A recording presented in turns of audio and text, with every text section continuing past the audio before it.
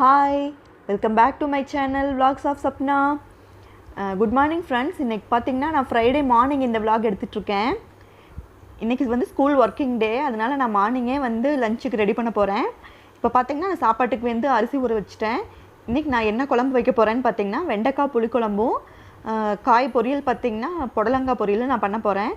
அதனால் நான் வேணுங்கிற காய்கறிகளை எடுத்து வச்சுட்டேன். புளியும் வந்து தேவையான அளவுக்கு ஊற வச்சுட்டேன். காஃபிக்கு வந்து பால் காய வச்சுருக்கேன். காஃபி குடித்து முடிச்சுட்டு நம்ம சமையல் ஒர்க்கை ஸ்டார்ட் பண்ண வேண்டியதுதான். ஃப்ரெண்ட்ஸ், நம்ம சேனலை பாருங்கள், வீடியோஸை வந்து தொடர்ந்து பாருங்கள், சப்ஸ்கிரைப் பண்ணுங்கள். சப்ஸ்கிரைப் பண்ணிவிட்டு ஆளுங்கிற பட்டனையும் கிளிக் பண்ணிக்கோங்க. ஏதாவது சஜஷன் இருந்துச்சுன்னா நம்ம கமெண்ட் செக்ஷனில் கொஞ்சம் சொல்லுங்கள். ஸோ இப்போ நம்ம காஃபி குடிச்சிட்டு சமையல் வேலையை ஸ்டார்ட் பண்ணலாம். இப்போ நான் வந்து வெண்டைக்காய் புளிக்குழம்புக்கு தேவையான அளவுக்கு நான் நல்லெண்ணெய் ஊற்றிக்கிட்டேன். நல்லெண்ணெய் ஊற்றிக்கிட்டு வெந்தயம் வந்து வேணுங்கிற அளவுக்கு போட்டுக்கிட்டேன். 1 ஸ்பூன் அளவுக்கு நான் போட்டேன். வெந்தயம் பொரிஞ்சதுக்கப்புறமா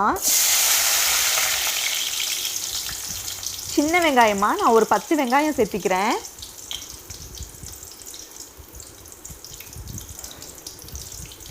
வெங்காயம் நல்லா வதக்கிட்டு அதுக்கப்புறமா காய் சேர்த்திக்கிறேன்.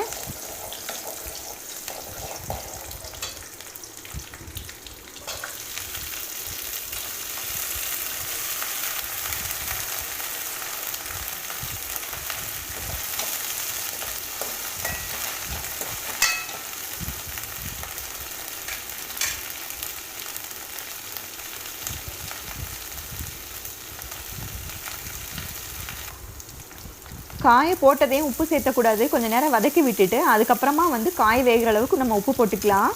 இப்போ வேணுங்கிற அளவுக்கு மஞ்சத்தூள் போட்டுக்கலாம். நான் 1 ஸ்பூன் அளவுக்கு மஞ்சத்தூள் போட்டுக்கிட்டேன்.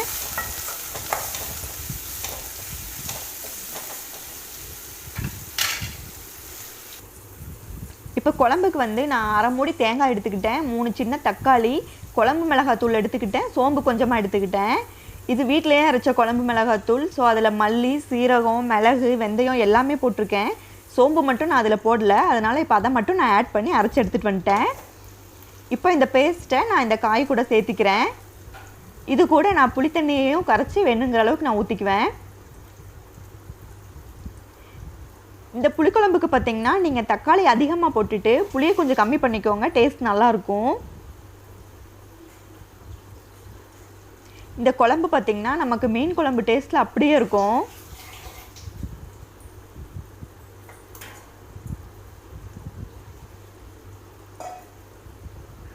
இப்போ நான் புளி தண்ணியை கரைச்சி ஊற்றிக்கிறேன்.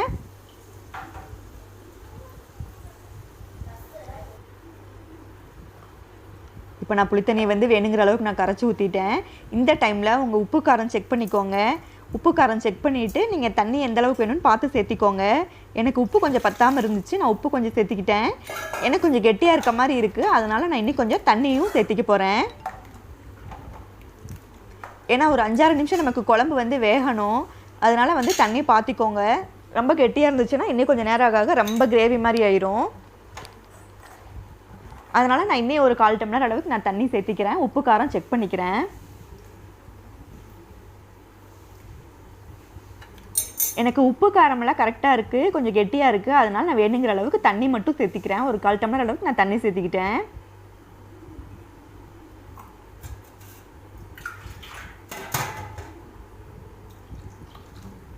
இப்போ இந்த அளவுக்கு இருந்துச்சுன்னா நமக்கு ஒரு 5 நிமிஷம் வெந்து வரும்போது கரெக்டாக இருக்கும். நம்ம குழம்போட கன்சிஸ்டன்சி பார்க்குறக்கு, ரைஸுக்கு போட்டு சாப்பிட்றதுக்கு நமக்கு கரெக்டாக இருக்கும்.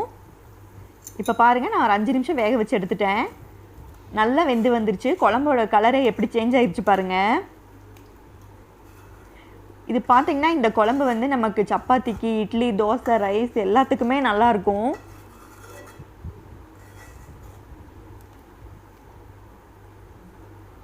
மீன் குழம்பு எப்படி இருக்கும் அதே மாதிரி தாங்க இருக்கும் இந்த குழம்பு நமக்கு. இப்போ நான் உப்பு காரம் பார்க்குறேன், எனக்கு கரெக்டாக இருக்குது. கன்சிஸ்டன்சியுமே பார்த்திங்கன்னா கரெக்டாக இருக்குது.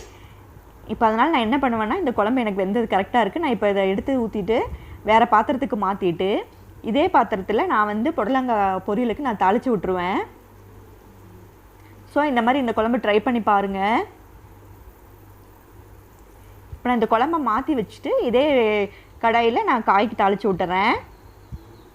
இப்போ நான் இதை மாற்றி வச்சுட்டு காய் தாளிக்க போகிறேன். இப்போ குழம்பை மாற்றி வச்சுட்டு நான் அந்த பாத்திரத்தவே கழுவி யூஸ் பண்ணிட்டேன். இப்போ நான் பொரியலுக்கு தேங்காய் எண்ணெய் எடுத்துக்கிறேன். பொரியலுக்கு வந்து நீங்கள் எப்போவுமே தேங்காய் எண்ணெய் யூஸ் பண்ணுங்கள், டேஸ்ட் நல்லாயிருக்கும். அதே மாதிரி இந்த புடலங்காய் பொரியலுக்கு நான் சீரகம் அதிகமாக சேர்த்திக்குவேன், கடுகு சேர்த்த மாட்டேன். சீரகத்தோட டேஸ்ட் வந்து இந்த பொரியலுக்கு நல்லாயிருக்கும். சீரகம் பொரிஞ்சதுக்கப்புறமா கடலைப்பருப்பு வந்து சேர்த்திக்கோங்க, கொஞ்சம் கூடவே சேர்த்திக்கோங்க, நல்லாயிருக்கும் டேஸ்ட்டு.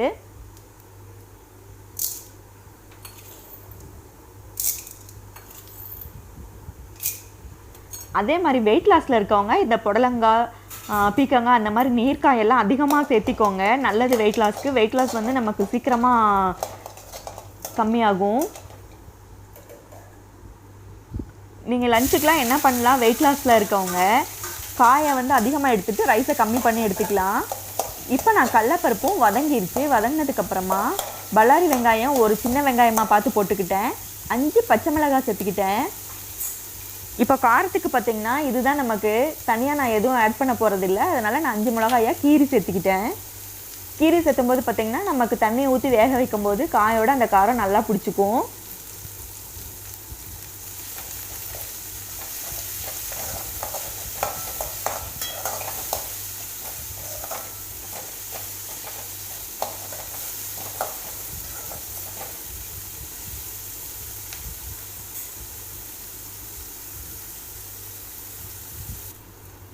இப்போ நான் இது கூட பார்த்திங்கன்னா புடலங்காய் சேர்த்திக்கிறேன்.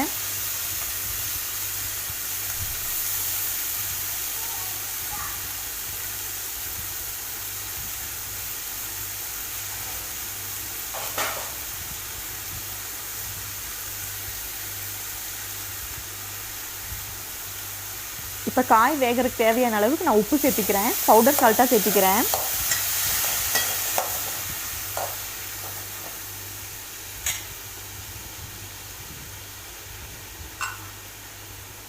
இப்போ தேவையான அளவுக்கு மஞ்சள்தூள் சேர்த்திக்கலாம்.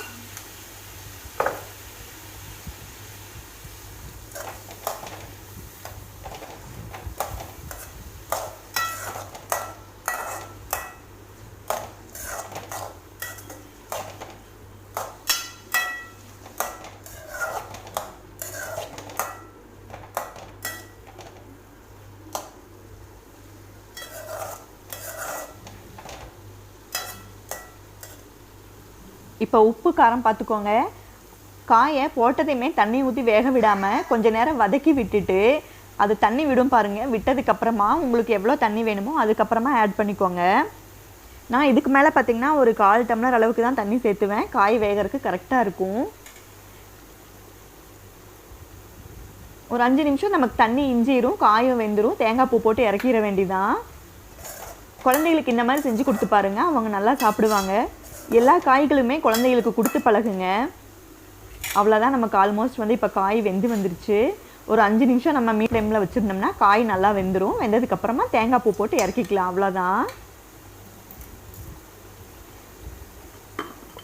அதிகபட்சம் ஒரு 1/2 மணி நேரத்துக்குள்ளே நம்ம வந்து சமையல் வேலையை முடிச்சிடலாம், மொத்தமாக எல்லாமே சேர்த்தியே. ஆனால் டேஸ்ட்டும் பார்த்திங்கன்னா நமக்கு நல்லாயிருக்கும். இப்போ இந்த அளவுக்கு தண்ணி ஊற்றினா போதும், எனக்கு வேகிற கரெக்டாக இருக்கும். ஏன்னா எனக்கு ஒரு 1/4 காய் இப்போவே நல்லா வெந்துருச்சு. இந்த தண்ணிக்கு எனக்கு காய் வெந்ததுன்னா கரெக்டாக இருக்கும், அவ்வளோதான். தண்ணி இஞ்சினதுக்கப்புறமா நான் தேங்காய் பூ போட்டு இறக்கிக்குவேன், அவ்வளோதான் ஃப்ரெண்ட்ஸ். இன்றைக்கோட சமையல் வேலை முடிஞ்சிச்சு நமக்கு.